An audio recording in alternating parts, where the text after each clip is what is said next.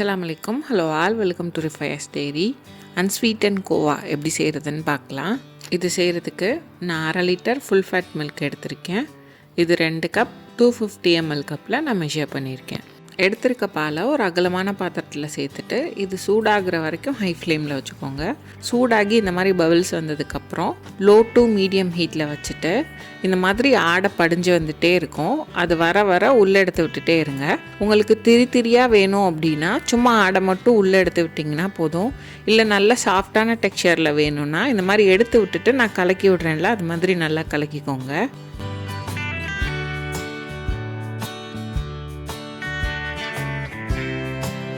இந்த மாதிரி கோயாலாம் செய்கிறீங்க அப்படின்னா பக்கத்துலேயே நின்று எடுத்து விட்டுட்டே இருக்கணும். நீங்கள் கொஞ்சம் டைம் கொடுத்து எடுத்து விட்டுட்டே இருந்தீங்கனாலே போதும். ரொம்ப அதை போட்டு கிண்டிகிட்டே இருக்கணும்ல இல்லை. ஆடை படிகிற வரை வெயிட் பண்ணுங்கள். ஆடை படிஞ்சதும் இந்த மாதிரி சுற்றி இருக்க எல்லாத்தையும் ஸ்க்ரேப் பண்ணி உள்ளே விட்டுட்டே இருங்க.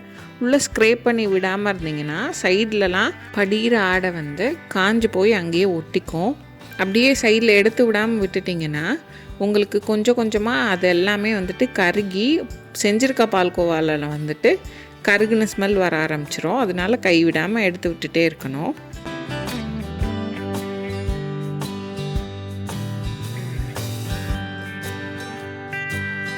நான் ஃபாஸ்ட் ஃபார்வர்ட் பண்ணி தான் அப்லோட் பண்ணியிருக்கேன். ஒரு சில இடத்துல கட் பண்ணி தான் போட்டிருக்கேன். இல்லை அப்படின்னா இது 45 நிமிஷம் ஆச்சு எனக்கு இது ரெடியாகி வர்றதுக்கு. இப்போது நான் சேர்த்த அளவுலேருந்து பால் நல்லாவே பாதியாகவே வற்றி வந்துருச்சு. இப்போயும் இதே மாதிரி சைடில் உள்ளதெல்லாம் ஸ்க்ரேப் பண்ணி உள்ளே விட்டுட்டே இருக்கணும். நீங்கள் பசும்பால் எடுக்கிறீங்கன்னா காய்ச்சாத பாலை எடுத்துக்கோங்க. இல்லை பேக்கெட்டில் வாங்குறீங்கன்னா ஃபுல் ஃபேட் ஃபுல் க்ரீம் அந்த மாதிரி போட்டிருக்கோம். அந்த மாதிரி பாலாக பார்த்து எடுத்துக்கோங்க. இந்தளவு நல்லா வற்றி வந்ததுக்கப்புறம் வெயிட் பண்ணி ஆடையை உள்ளே எடுத்து விட்டுட்டு இருந்தோம்ல, அந்த மாதிரி செய்யாமல் ஒரு 5 நிமிஷம் கைவிடாமல் இந்த மாதிரி கலந்துகிட்டே இருந்தோன்னா பால்கோவா ரெடியாகி வந்துடும்.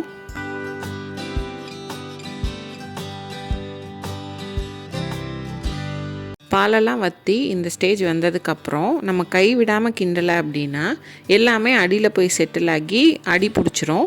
அதனால கை விடாமல் கிண்டிகிட்டே இருக்கணும்.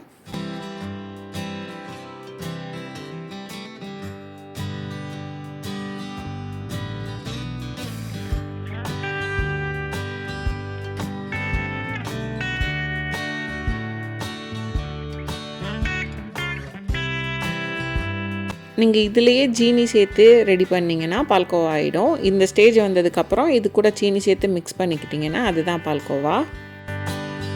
கரண்டியில் எடுத்து இந்த மாதிரி கை வச்சு பண்ணி பார்த்தீங்கன்னா ஒட்டாமல் வரணும். இதுதான் கரெக்டான கன்சிஸ்டன்சி.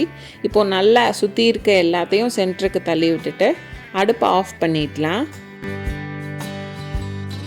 இது எல்லாத்தையும் சென்டரில் இந்த மாதிரி எடுத்து விட்டுட்டு ஒரு 5 நிமிஷம் அடுப்பை ஆஃப் பண்ணிவிட்டு டிஸ்டர்ப் பண்ணாமல் ஆற விட்டுட்டோம் அப்படின்னா அன்ஸ்வீட்டன் கோயா ரெடி. இதை ஃப்ரிட்ஜில் ஸ்டோர் பண்ணுறீங்கன்னா 3 to 4 days வரை நல்லாயிருக்கும். உங்களுக்கு ரொம்ப நாள் ஸ்டோர் பண்ணிக்கணுன்னா ஃப்ரீசரில் ஸ்டோர் பண்ணிக்கலாம். எனக்கு 1/2 லிட்டர் பாலில் 116 கிராம் கோவா கிடச்சிது. அன்ஸ்வீட்டன் கோவா யூஸ் பண்ணுற ரெசிபிக்கெலாம் நீங்களே வீட்டிலேயே செஞ்சு யூஸ் பண்ணிக்கலாம். கண்டிப்பாக ட்ரை பண்ணி பாருங்கள். ட்ரை பண்ணிவிட்டு எப்படி வந்ததுன்னு கமெண்ட்ஸில் சொல்லுங்கள். வீடியோ பிடிச்சிருந்தா ரிஃபயர்ஸ் டைரிக்கு சப்ஸ்கிரைப் பண்ணுங்கள்.